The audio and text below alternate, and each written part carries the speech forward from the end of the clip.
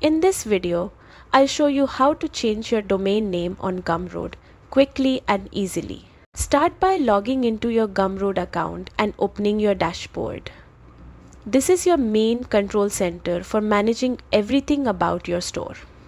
On the left side, you will see a menu. Click on Settings, the section where all your account preferences live. Once you're inside the settings, scroll and look for the Advanced option.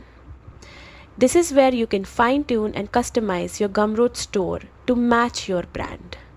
Click on Advanced and you'll see a field labeled Domain. Here's where you'll enter your new custom domain, the web address you own and want your Gumroad store to use. Be sure to type it carefully since this domain becomes a big part of your brand identity and how customers find you online. After entering your new domain, scroll down and click Save or Update to confirm the change. That's it.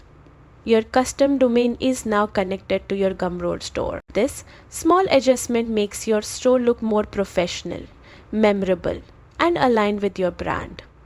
And now your Gumroad shop has its own unique web identity. Thanks for watching, and I hope this quick guide helped you personalize your Gumroad store.